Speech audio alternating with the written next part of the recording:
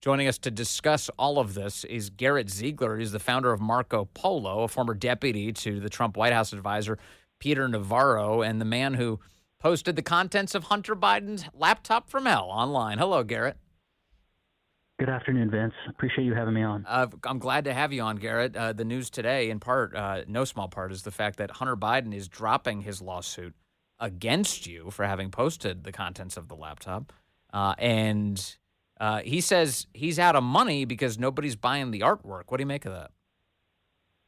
I think it's a convenient excuse, and he's doing this in part because we have scheduled depositions for him and his sugar brother, Kevin Morris, who's a central figure in the lawfare campaign against us. So what they're trying to do is use the emotional pull of the Palisades fire, which is obviously tragic. And because we're not ogres, we don't want anybody's house to burn down, but I would be remiss if I didn't remind your audience that it wasn't Hunter's house. He was just in a rental. So the person who's actually facing prejudice is the person who's got to deal with a real insurance claim. Kevin Morris is the one who's paying for the rental house. So this is a convenient excuse for Hunter to get out of a deposition. That's what this is really about. And we just filed our opposition papers about 4 minutes ago.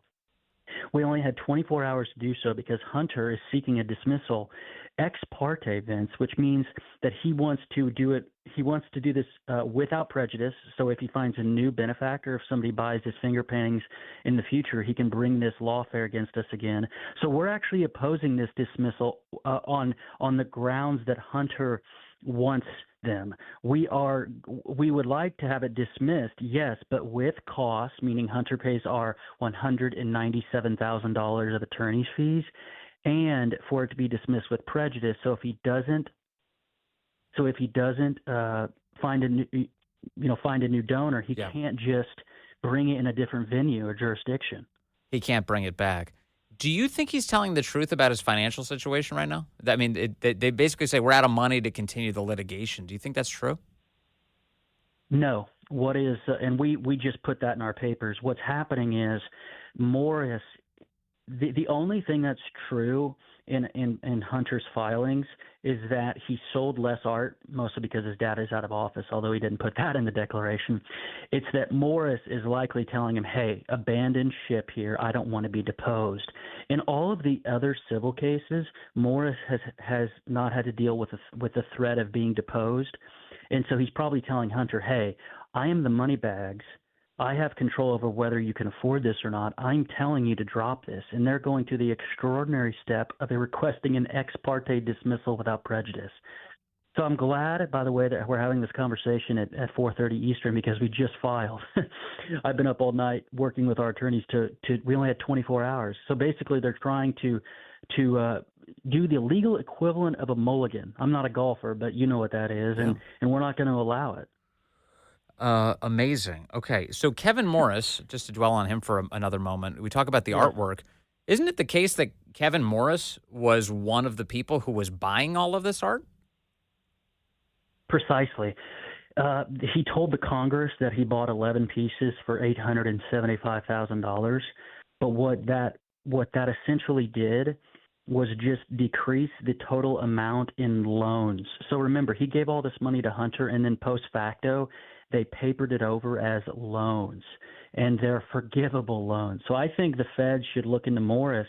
And again, we don't have paper for this. That's why I'm saying the Fed should look into it. Unlike the many other crimes we have Hunter on, I can't accuse Morris of any crime right now because I don't know what they're planning to do with these loans. Hunter's obviously not going to pay him back.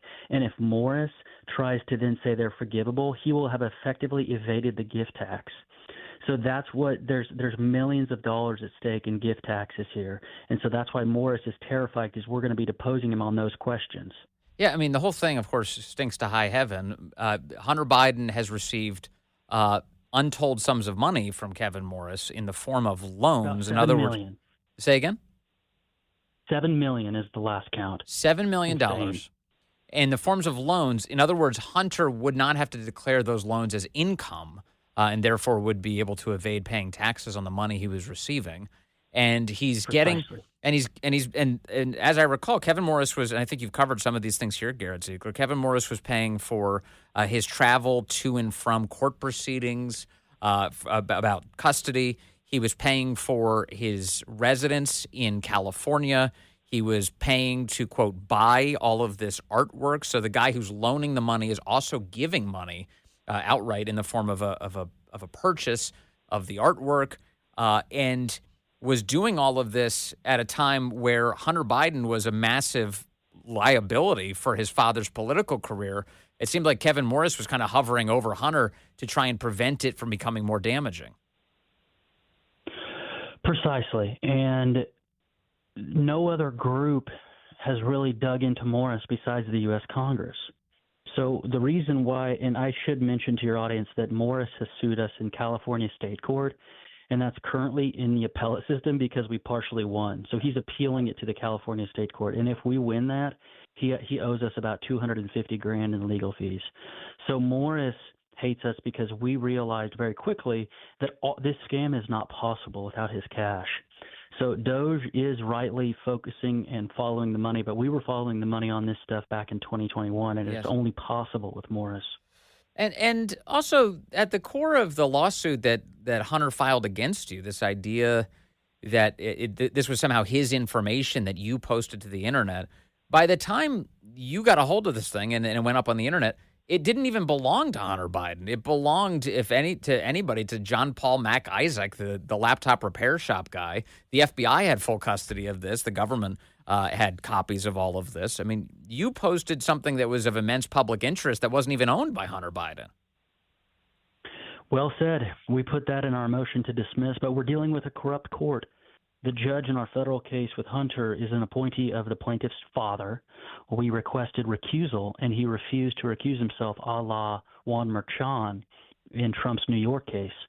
So we're dealing with a cooked system, and let's put it this way, if we do not get dismissal with prejudice, we're going to be appealing it. This is an abuse of the legal system. So if we don't get what we want in the district court, we're going to go to the appellate court. And we're fully aware that the Ninth Circuit is liberal, but we don't think it's going to be this bad. And at least we'll have the chance of 3 new souls on the panel viewing this with fresh eyes. So, again, the news that you are bringing to us this hour, because you just filed moments ago, is Hunter Biden is trying to drop this lawsuit against you right now. But you are saying you don't want the lawsuit dropped. You want it sustained at the moment because the only circumstance that you'd say it should be dropped is with prejudice. Precisely. And we put that in our paper saying in the alternative, if you were to grant Mr. Biden's motion, it must be with prejudice because we are going to be severely hurt. And this is unfair. Usually ex partes are reserved in, one example is, let's say you have a domestic violence issue where the guy is just beating on his wife and she needs an emergency order. That's an extreme case, but that's what ex parte is for because it only gives the responding party 24 hours. So we had to respond to all this in 24 hours, whereas if you followed the normal process, we get a week. Yeah. So if you're dismissing a case, why would you need to do it ex parte? Why don't you give the opportunity, the opposition a week? Because they want to get this through the back door.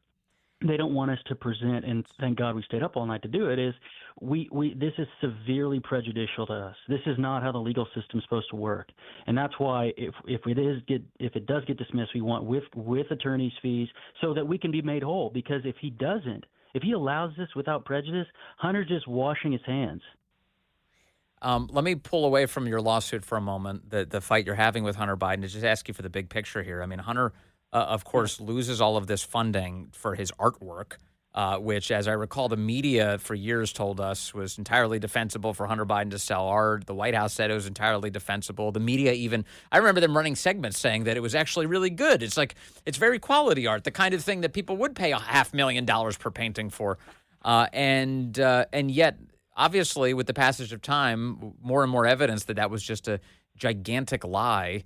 What have we all learned together, Garrett, as administrations have changed and certainly fortunes have changed for the Bidens? I think we've learned that the work – I'm usually very critical of the House Republicans, but they did 2 very valuable things, which is they got Morris and Hunter in for their depositions, and we've included those depositions within our motions just filed. And those depositions clearly lay out that they're forgivable loans, that Morris could try to wipe his hand. And essentially what we have is sophisticated money laundering. It's sophisticated money laundering. And they are obsessed, ironically, with supposed Russian compromise of Donald Trump. I know that Morris specifically is part of the Midas Touch Lincoln Project PDS crowd.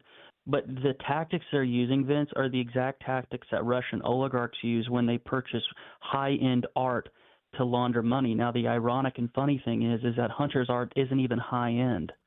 It's stuff that you'd find on the wall of a Holiday Inn where I live in Effingham, Illinois. It's hotel art.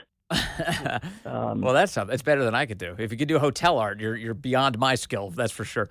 I agree, but guess what? You and I aren't hubristic enough to try to sell this stuff for $400,000. Yeah, no, not at all, not at all. It really is amazing. And then lastly, Kevin Morris. Again, as I recall, he comes into Hunter Biden's life right as Joe Biden is running for president at a campaign event. As he was launching his candidacy, Kevin Morris meets Hunter Biden at a gathering, I think, of donors. And my theory on it has always been that he sees Hunter and he realizes the trouble that he's not a kid, but this man is going to be for Joe's campaign, and he decides, I'm going to come flying in. I'm going to save this campaign by taking over Hunter's life. Mm-hmm.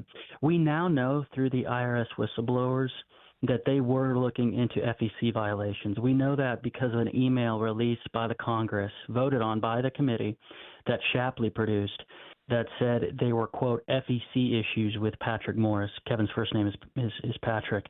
So we know they were probing into this, whether or not it'll get resurrected, because it's still within the statute of limitations, barely. It's going to be barely within the 5-year mark.